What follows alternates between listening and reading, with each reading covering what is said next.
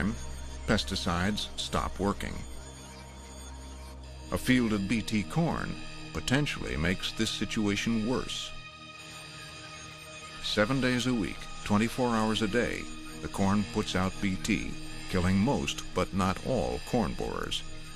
The resistant survivors soon repopulate the field. The Bt is now ineffective against those pests. By engineering Bt into corn, they're taking a tool away from farmers over the long haul. That Bt will disappear as an effective tool for a farmer like me to use. And it will be something that Monsanto or whoever's developed the corn that has the Bt gene in it will have captured the profits, captured all the future benefits of that and put that in their pocket in a very short period of time. Resistance is something that we take very, very seriously. We've made investments in these technologies for a decade, so it's in our interests to make sure that they last for another 10 or 20 years. To stay ahead of the resistance problem, companies like Monsanto say they've identified dozens of other bacterial genes for future use. You're going to be stuck going back to that biotech company for the next generation of genetically engineered crops, and they're going to be more and more costly and keep you more and more dependent. It's the same kind of treadmill that farmers have seen from the pesticide industry for 50 years. The EPA has mandated another solution to the resistance problem. It's called a refuge. For every field of Bt crops, farmers must plant a section with non-Bt crops, a place where non-resistant pests can live. Because these pests will mate with resistant pests, the refuge should ensure continuing generations of susceptible bugs. But are farmers really setting aside valuable land to be devoured by insects? It's the EPA's job to check up on them. We hold the biotechnology companies responsible. They have to provide us with reports, they have to monitor, and if we found that they were not complying with the terms and conditions, then we would revoke their license. The growers themselves self-police this system. They recognize the long-term value in insect control without insecticides. But given the ease with which starling corn got into the human food supply, critics argue it's unrealistic to expect overworked farmers to comply with onerous and costly regulations. How many farmers are actually creating these refuges?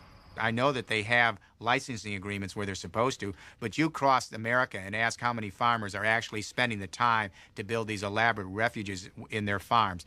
Maybe in some of the test farms that you're in, they will say they are.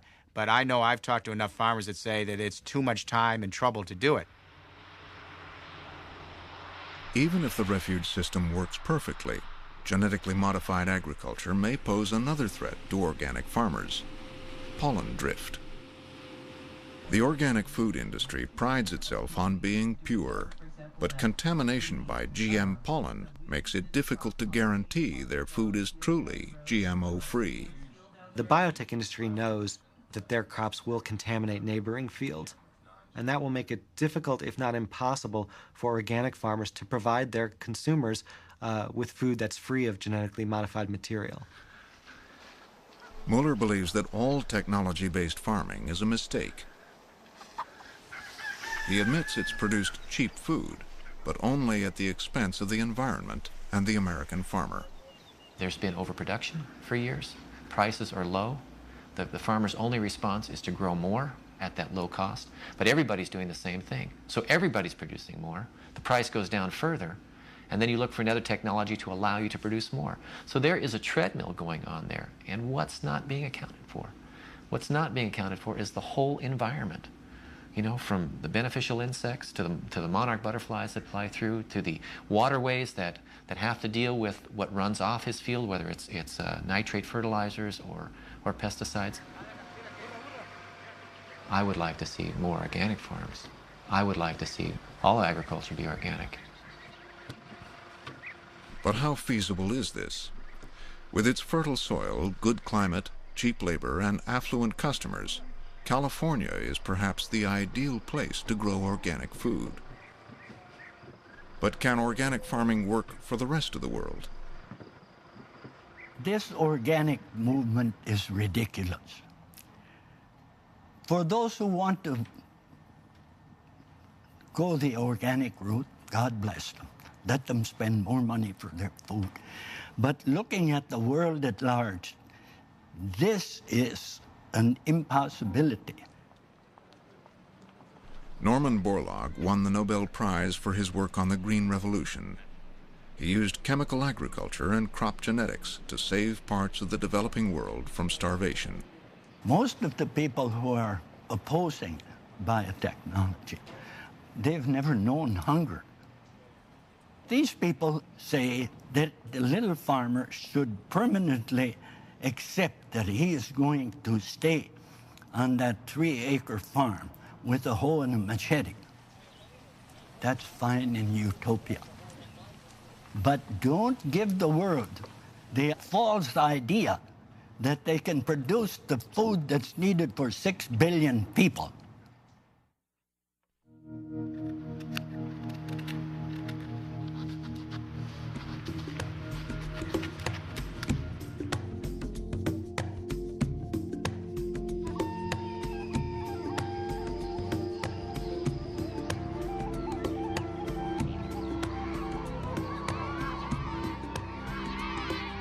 In Africa, virtually every farmer is an organic farmer.